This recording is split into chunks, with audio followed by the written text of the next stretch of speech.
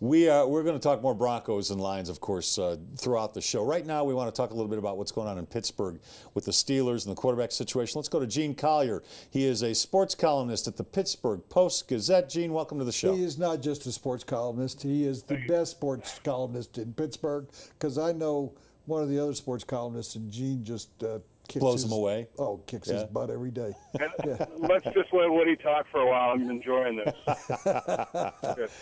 All right, Gene. Thanks for having me, guys. Thanks for having me. Gene, what are the Steelers to do? We know Michael Vick's the backup quarterback there. Are the Steelers, I know publicly they're going to put on a good face, but are the Steelers, management, coaching staff, players, are they confident that Michael Vick can carry them through until Big Ben gets back in 4 to 6 weeks? I don't care whether they're confident. Gene, are you confident? No, I wouldn't characterize myself as confident, but, you know, I'm a dispassionate observer of Steelers football, as we all are. You know, Michael Vick has been, you know, one of the worst starting quarterbacks in the league over the past couple of years with the Jets and the Eagles. I guess his record with them is, you know, around 500 or below 500.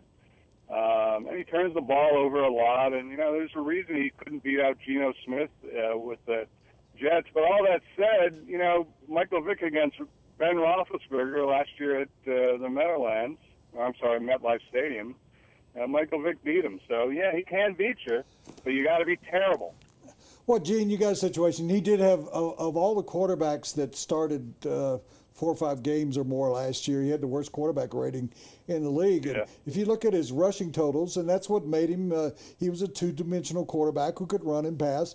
Those numbers just keep going down and down, and I know he's not playing much, but I think Michael Vick came to Pittsburgh because he was comfortable thinking he was never going to have to play. He just wanted to finish out his career. He's still got a. He's still, yeah. He's still a lot of criticism, of course, for signing him. But I'm trying to assure people. Believe me, the last thing Mike Tomlin and Kevin Colbert want to do is start Michael Vick. I mean, you're not going to see it unless it's the worst scenario, which now it is. And don't forget, Michael Vick is not the number 2 quarterback here. He's really the number 4 quarterback. The number 2 quarterback was Bruce Gradkowski. He got hurt in the preseason. And then they had Landry Jones, who they used a 4th-round pick on 3 years ago. He's never dressed for a game. He was the 3rd quarterback. They're so uncomfortable with him that they're willing to bring in Michael Vick. So, you know, that's the situation they're in. They're not just using the backup quarterback. I thought Landry played well, and I liked him in college. I thought he was a nice pickup for the Steelers, and it seemed to me, Gene, correct me, that he played pretty well in the exhibition season, so I'm kind of wondering about that. I mean, they just feel like they need a veteran presence since they've got Bell back, and that they have Antonio Brown, and they've got a good wide receiving core. I mean, I heard that Tomlin wants to put him in his comfort zone, talking about Vic. I don't know what comfort zone he has anymore. I think comfort zone means handing off to Le'Veon Bell. Gene? Yeah, absolutely. Well, as you know, Woody, NFL coaches are loath to give the ball to anybody who has no experience. You know, I mean, they're not all that unhappy with Landry Jones. I mean, I think they think he's farther along than he's ever been. And you're right, he did okay in the preseason. They're just not confident enough. They just don't want to give the ball to somebody who hasn't played. That's why Michael Vick is here. Gene, I'm looking at the schedule. That's the bad news. The schedule is not kind to the Steelers, although you start the Steelers start with the Ravens at home, and the Ravens are turning out to be just a mediocre team this year, if that. But then they go to San Diego, then they host the Arizona Cardinals, an undefeated team. Then they go to Kansas City, a tough place. Then they host Cincinnati, a team that's undefeated and playing well.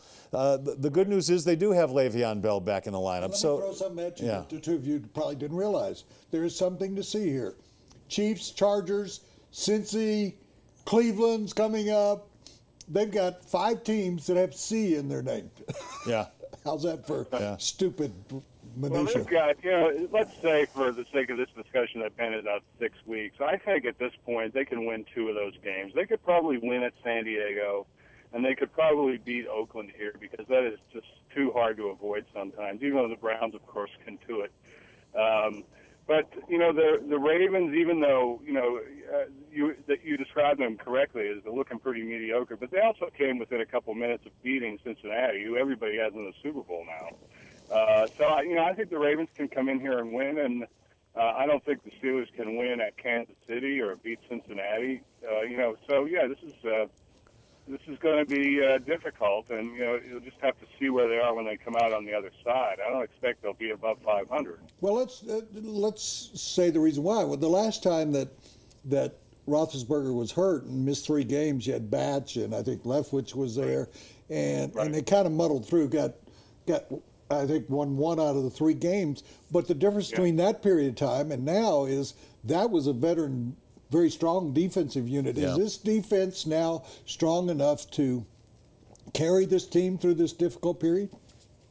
I don't think quite strong enough. I mean, that's an excellent point. When Charlie Batch won at Baltimore a couple of years ago, that was a big win, but it was really brought home by the defense, and that was a veteran defense. This defense is not as bad as we thought it would be, although, that's never going to be anybody's title to the highlight film. Not as bad as you thought. But they have played better in each successive game, and I think there's hope for them. They're still kind of questionable in the secondary, but is this the kind of defense that can shut 4 or 5 teams down in a row? I don't think so. So, Gene, what's the hope here? Is it kind of like what Dallas is going through? You hope you can muddle through, grab a couple 3 wins, maybe, and then by the time, like Tony Romo and Des Bryant come back, by the time Big Ben comes back, maybe the Steelers are 4-5. Maybe the rest of the division comes back to them a little bit. You just hang in there until you get them back. Yeah, that's essentially it. And you hope, Cincinnati's not 8-0 when you get to that point, and somebody else hasn't run off a whole bunch of wins in the conference like Denver. So yeah, I mean that's exactly what the hope is. Can they get 3 of these 6? I don't think so, but they might be able to get 2. So there you go. Well, they could be in the wild. I don't think. I mean, Andy Dalton's a regular season quarterback. I think they're going to be far enough behind Cincinnati. Baltimore's not much, and we know Cleveland's the same as always been, nothing. So I think Pittsburgh could be in the middle of the wild card, but I don't see them. Cincinnati's got a good team. I mean, I'm not declaring they're not a Super Bowl team, but that's a team now that can grab a hold of this situation with what's happening in Pittsburgh.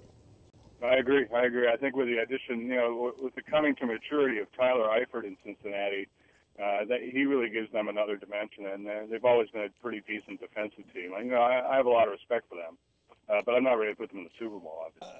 Gene, the other day a team came through town that looks pretty damn good. Yeah. What do you think?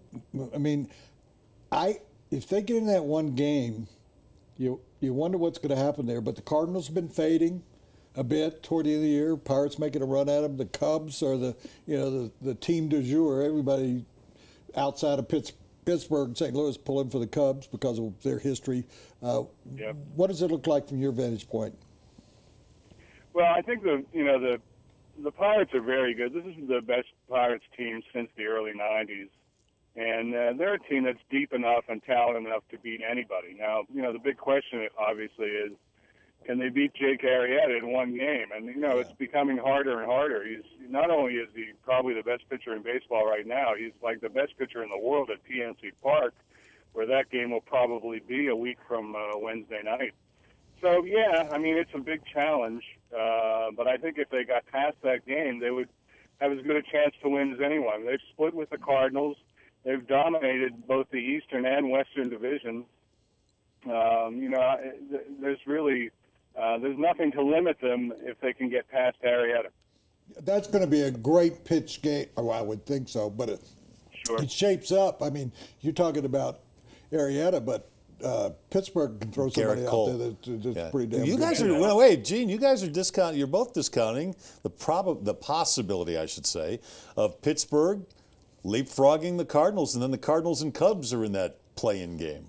Yeah, we are. We shouldn't necessarily do that. Now, I'm just getting to the ballpark here. The 3 with the Cardinals starting tonight, and then the Reds will be here this weekend. But, you've got to get certainly 2 or 3 of these, absolutely. And if that happens, obviously, the Pirates are in a much better position. Nobody wants that high wire act that is the wild card game. Hey, Gene, as always, appreciate your time. Love having you on the show, and we'll talk to you soon, all right?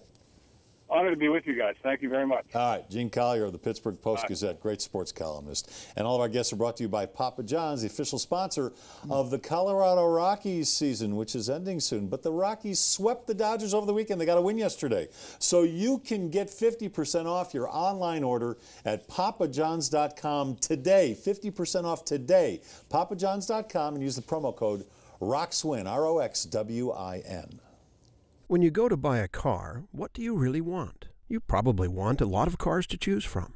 And you want the dealership's best price. Not some starting price or target price, the best price. And you want it immediately, not after hours of negotiating. And you want a salesperson who doesn't get paid more if you spend more. Because, well, you don't want to spend more.